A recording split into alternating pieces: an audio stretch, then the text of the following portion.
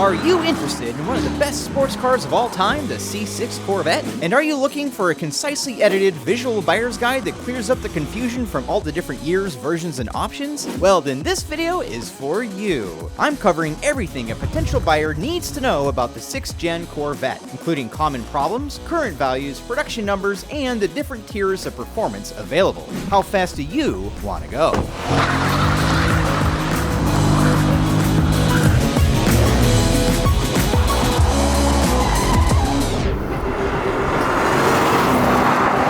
Welcome to Retro Cars Forever. My name is Brad, and as a C6 owner and enthusiast, I'm excited to bring you this buyer's guide to the 2005 to 2013 Chevrolet Corvette. I'll start by going over every model year and highlighting the changes, options, and special editions that might be big enough to persuade you to buy one year over another. So, class is in session. Let's look back to the freshman year of the C6, 2005. The all-new Corvette. The official car of your dreams. The C6 debuted and introduced some quirky new features. That included exposed ultra-bright xenon headlights, and electric door latches that open with a pad on the outside and a button on the inside. A proximity key with a funky starter rocker switch was also introduced. Press it upward to start the car, down to turn it off, and down and hold for accessory mode. For its premiere year, the C6 was available in two basic flavors, a soft-top convertible with a power option, and a coupe with a removable Targa top. The only engine initially available was the new LS2 V8, a pushrod 6-liter design that thumped out an even 400 horsepower and 400 pound-feet of torque. To get all that power to the pavement, every Corvette received standard traction control and active handling, which can be adjusted for different levels of aid or turned completely off if you want to properly burn some rubber.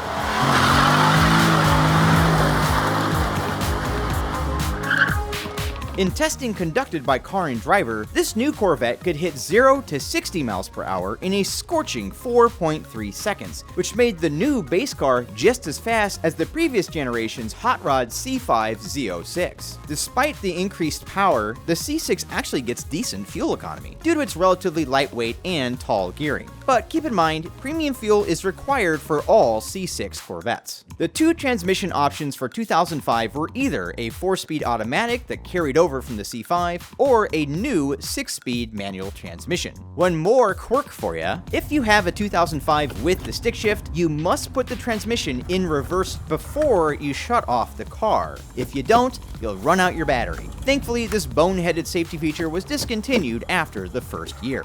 The hot ticket for 2005 was the Z51 Performance Package, which includes a stiffer suspension, larger cross-drilled brakes, a transmission oil cooler, and a higher top speed. Is 186 miles per hour fast enough for you? I have the Z51 option on my C6, and I love the fade-free brakes and sharp performance in canyon driving. While the ride is firm, it's nowhere near as punishing as the rock-hard Z51 setup in my old C4 Corvette. Another C6 suspension option was F55, which included trick magnetic ride adjustable shocks. You'll see the selective ride switch in the center console if the car has this option. While the high-tech magnetic shock absorbers are way pricier to repair when they fail, these magical shocks do provide the best compromise between performance and a smooth ride. Unfortunately, the 2005 model year is widely considered the least reliable, a classic example of bugs getting worked out after the first year of production. The 2005 model year suffered the most recalls and had a higher number of NHTSA complaints compared to the next few model years. 2005 also had a unique and relatively fragile rear differential.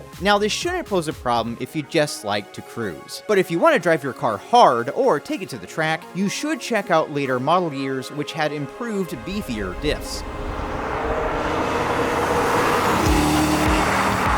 Big news for 2006 was a new addition to the lineup inspired by the C6R race car, the track-focused Z06. Compared with the base car, the tires were wider, the brakes were bigger, the cooling systems were upgraded, and the suspension was even stiffer than the Z51's. Pop the hood and you'll find an even bigger V8, the righteous 7-liter LS7, which pumps out a beastly 505 horsepower. The Z06 also got a dry sump oil system to make sure the engine didn't suffer from oil starvation while experiencing high G forces. keep the weight down, the Z06's frame was made out of aluminum, and the unique wide-body fenders were made of carbon fiber. Other visual changes included the world's least noticeable spoiler upgrade, a somewhat functional hood scoop, and a lower, more aggressive front air dam. Top speed climbed to an incredible 198 miles per hour, and the trip from 0 to 60 miles per hour dropped to just 3.4 seconds. By the way, to keep this buyer's guide moving, I'm only going to cover special editions of the C6 that are relatively common, like the Z06. There were dozens of ultra-rare versions of the C6 that could be a topic of their own future video. So for now, I'm only going to focus on unique editions of the C6 that sold more than 1,000 units. As for the Z06, due to its hardcore nature, it was strictly a stick-shift coupe. It was never available with an automatic transmission or as a convertible. And unlike the base coupes, you can't remove the target top of the Z06, at least not without some creative effort. That's because the top was fixed in place for added strength. Check out my recent Z06 review for more details on how the Z06 drives. In short, it's the most fun car I have ever driven.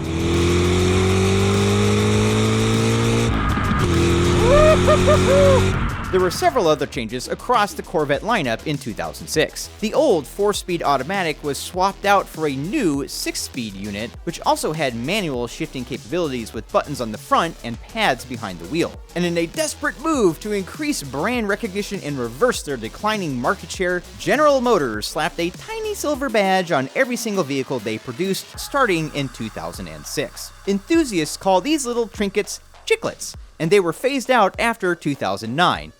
After GM went bankrupt and had to be bailed out by the government. Apparently the chiclets didn't do their job. Go figure. And don't worry if you're not a fan of this dubious little bit of corporate branding, chiclets are pretty easy to remove yourself. Finally, the steering wheel was changed from the 2005's unique 4-spoke design to a new slightly smaller 3-spoke design for 2006. This was and is a controversial move because to save costs, this wheel was shared with many other plebeian GM products. I'm going to go on a quick rant here and say criticizing the steering wheel just because it was shared with other vehicles from the General Motors lineup is just ridiculous and basically irrelevant. Taken on its own, this steering wheel looks and feels great.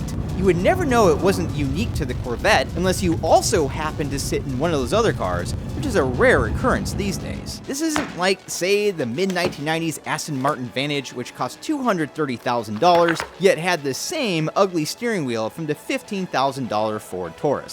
I think the C6 steering wheel is part sharing done right. So let's all collectively move on from this non-issue, shall we?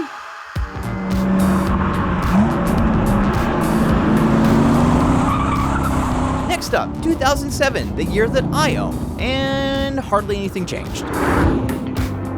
The magnetic ride control option was now bundled with the bigger cross-drilled brakes from the Z51 package, and to dress up the interior, multicolor seat options that were once exclusive to the Z06 became available in the base car as well. And speaking of the Z06, the rear shocks were revised for more benign handling.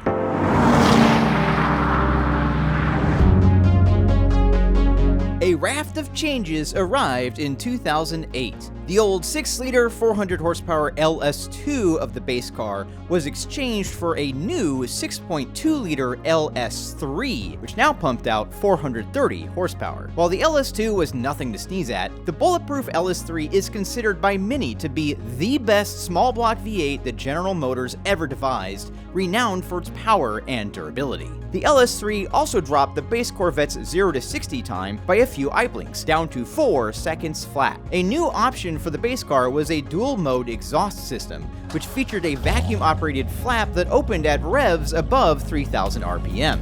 This trick exhaust not only uncorked more of that awesome V8 sound, but also let loose an extra 6 horsepower. Visually, a new optional split-spoke wheel design was introduced for the base car. 2008 saw worthy upgrades towards the feel of important driver controls. The manual transmission was swapped out for a new beefed-up unit with more positive shifts, and the variable effort power steering was revised for a more natural feel. This year saw a number of changes to help dress up the interior. More chrome bits were sprinkled throughout, the door entry sills were upgraded from plastic to metal, and a new top-of-the-line option package package added snappy two-tone leather covering for the instrument panel, doors, and dashboard. While this additional leather trim looks and feels great, be warned that the leather on the dashboard is known to peel up after prolonged sun exposure, so it's best to skip this option if your Vette is going to be frequently parked outside. Finally, the old round proximity fob with the separate key was replaced with this new single-unit design in 2008. The newer fob cleverly hides the backup key inside. This was a smart change because the physical key is only needed in case the car's battery dies and the electronic door latches stop functioning. In that instance, the key is needed to open up the hatch, where you can then access this manual door release to get inside the car. Let's go! With all the updates from the previous year, it's no surprise that 2009 was a quiet year for most of the Corvette lineup. The steering column shaft was stiffened for even less steering slop, and Bluetooth pairing was added to the audio system. The Z06 got a new 10-spoke spider design wheel option, and received an improved dry sump oiling system to better withstand high-speed cornering. But the big news for 2009 was a new king of the hill that sat on top of the Corvette lineup, the world-beating ZR1.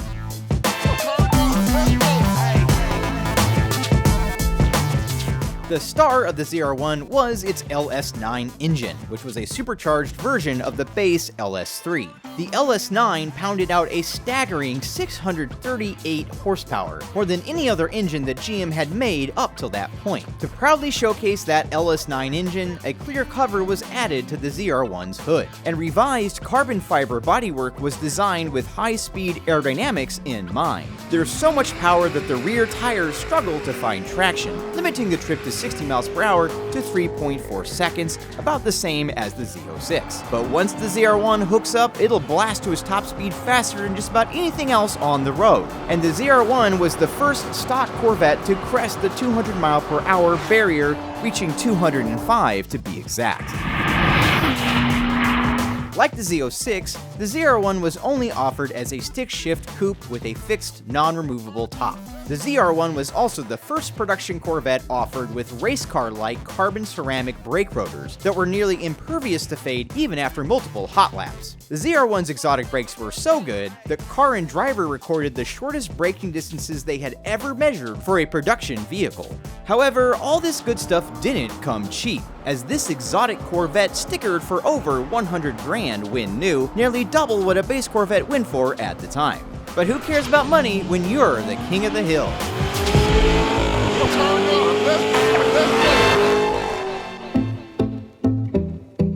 2010 gave us yet another new iteration of the C6, the Grand Sport. The Grand Sport effectively replaced the Z51 package as a middle ground between the base Corvette and the Z06. The Grand Sport had the base LS3 engine and the heavier steel frame from the base car, but the Grand Sport had most of the sport suspension, wider tires, and braking upgrades of the Z06. The flared fenders of the Grand Sport look similar to the Z06, but are made out of normal fiberglass instead of carbon fiber. And these twin-gill side vents were unique to the Grand Sport. Those fenders could be graced with the traditional Grand Sport hash marks, a sharp-looking option. Unlike the Z06, the Grand Sport could be ordered as a convertible or coupe with a removable target top, and was available with either the automatic or manual transmission. Worth noting that if you got a Grand Sport as a manual coupe, the LS3 engine received a little extra attention. That's because this combo added a race-ready dry sump oil system, and that meant these dry sump LS3s would also be hand-built by a single engine builder, instead of a factory line, the same careful process that the Z06 and ZR1 engines received.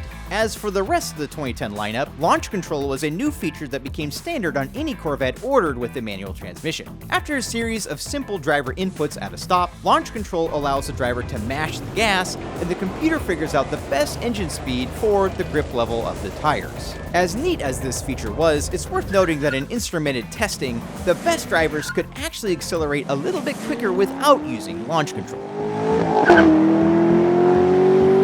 The ZR1 added another new traction-aiding gizmo, Performance Traction Management, or PTM for short. Think of PTM like launch control for turns. It allows the driver to mash the gas on corner exit, and the computer figures out the correct amount of traction. Unlike launch control, in instrumented testing, PTM helped even the most professional drivers fly through the corners a little bit quicker.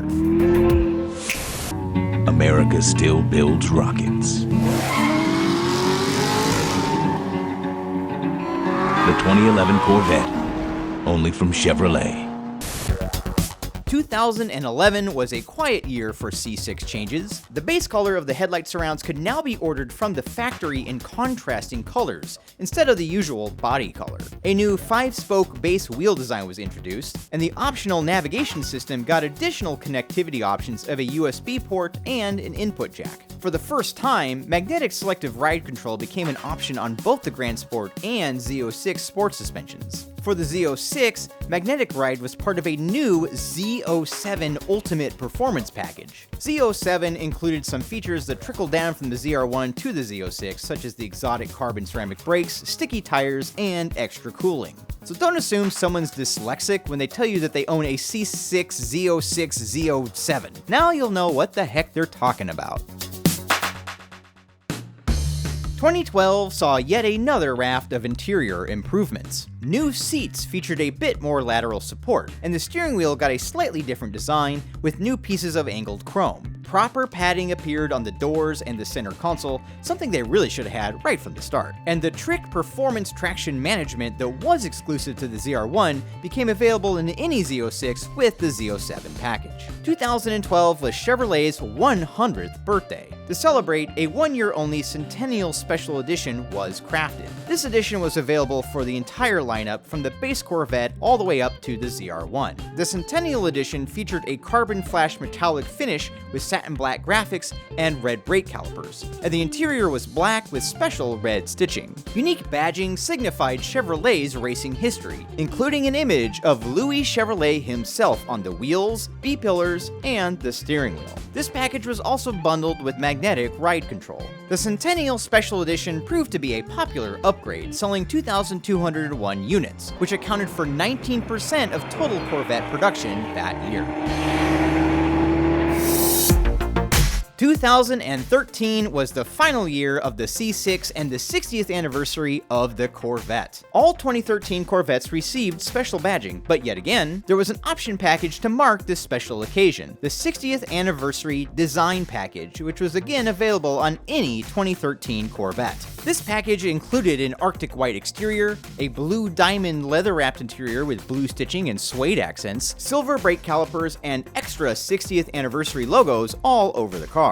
An additional stripe package could be added as well. 2,059 Corvettes were equipped with the 60th Anniversary Design Package, which accounted for 1/6 of total Corvette production that year. And as a final bow for the C6, Chevrolet introduced another special edition unique to 2013, the 427 Convertible. Think of the 427 as the Z06 in convertible form. If you want the 427 cubic inch LS7 from the Z06 and you want to enjoy an open-top experience, then the 427 edition is the only way to fly.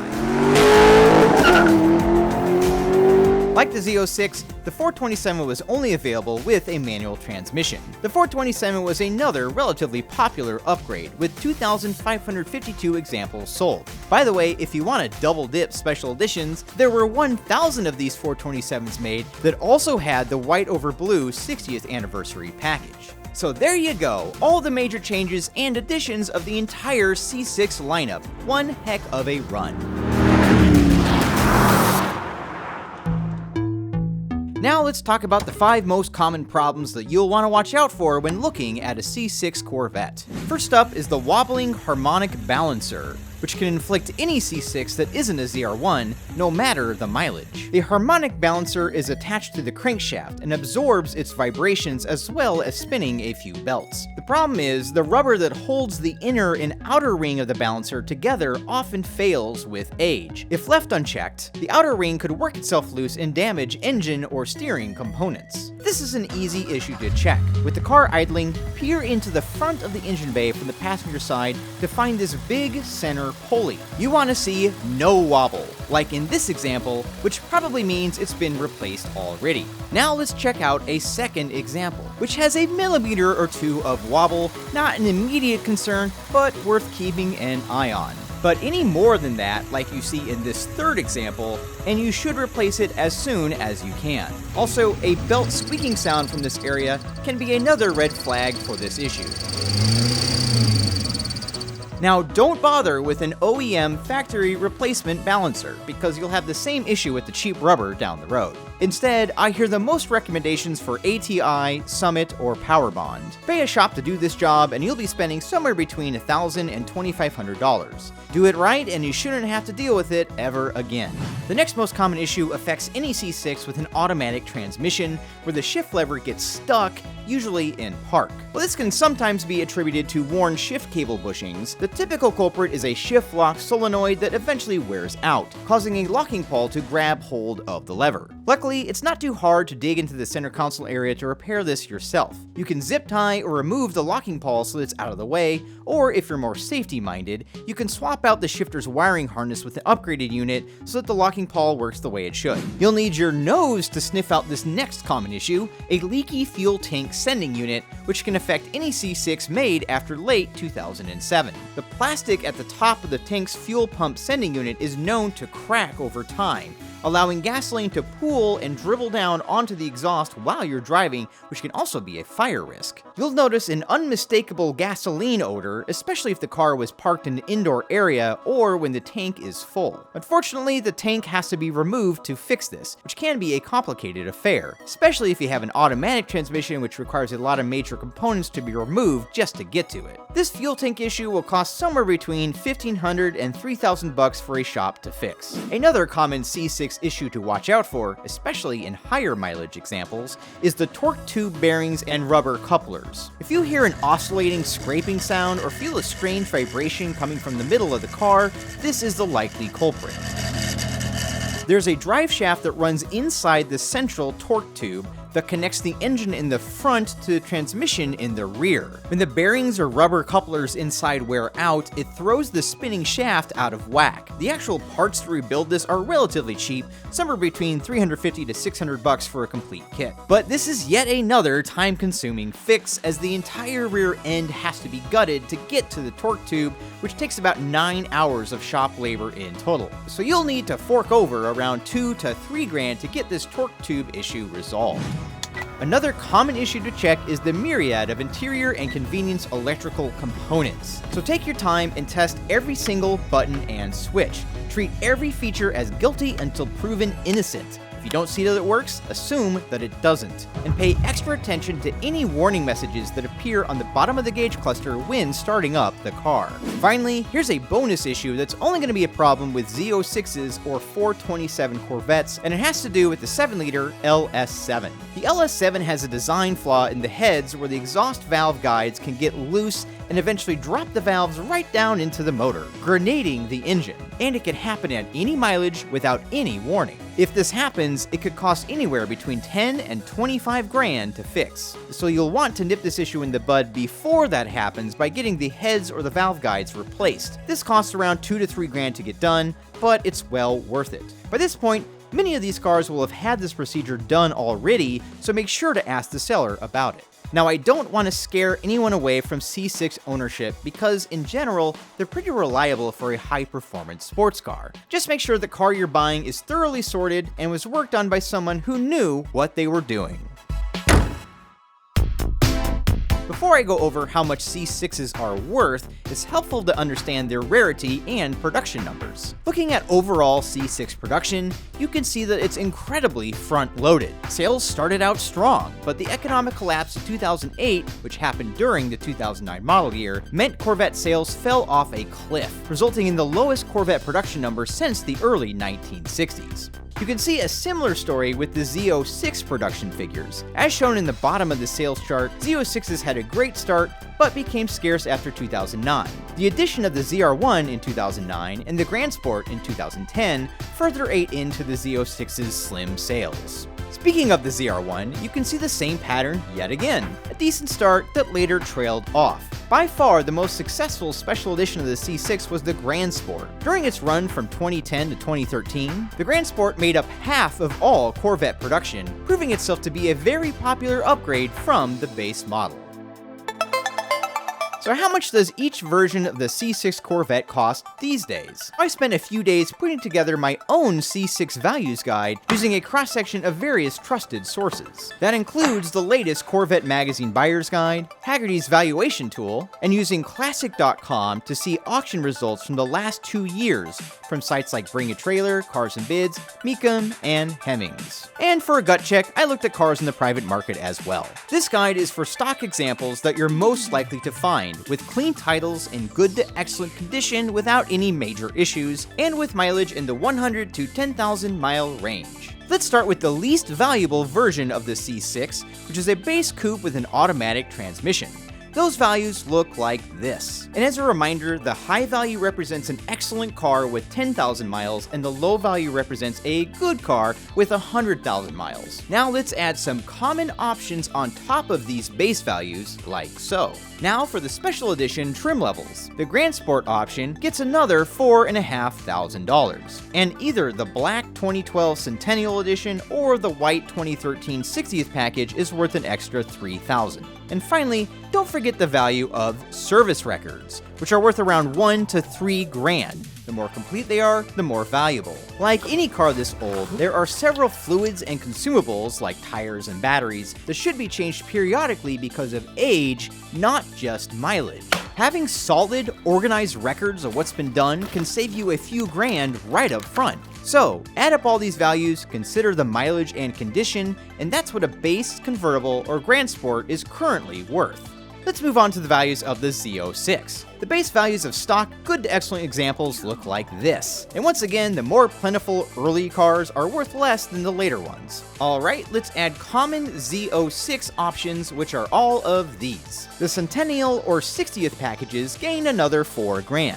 And once again, service records add $1 to $3,000. Finally, that common valve drop issue adds another $2,000 to the value if the fix was done by a reputable source. Next, let's look at the final year only 427 convertible. These go for between $40,000 and $97,000, a huge variance that's mostly dependent on mileage. Adding to that value is the optional white 60th anniversary package, and service records, which are even more valuable when you have a rare gem of a car like this. And last but not least, let's look at what the ZR1 is worth. For the previous cars, I was looking at examples with 10 to 100,000 miles, but because ZR1s are almost never driven that much, this is going to cover ZR1s in the lower 5 to 30,000 mile range, where I found way more examples. Once again, the base values of earlier ZR1s are less dear than the later, rarer model years. The top equipment group for the ZR1 is called 3ZR, which most ZR1s have. The Centennial package adds another $3,000 to the ZR1, and the 60th package adds another $7,000. Service records are extra valuable for these complex machines. Figure an additional $3,000 to $5,000 if the example you're looking at has them. So that's what the C6 is worth today, but what about in years to come? Are the values poised to take flight, or will they come crashing to the ground? Well, neither. C6 values are pretty flat right now, as they're essentially right at the bottom of the depreciation curve. That means these cars won't lose money, but they're not going to gain value until a few years from now, when they'll slowly start to creep up. So I've gone over all the different years and versions of the C6 Corvette, but which is the C6 I would recommend? For most people, I think the 2008 and up base model is the overall best bang for your buck. These later base cars are very easy to live with, and with 430 horsepower, have more performance than most people are ever gonna need. The 2008 model year brought many welcome changes to the base car, especially the improved LS3 engine, more natural steering boost, and better shifting feel for the manual transmission.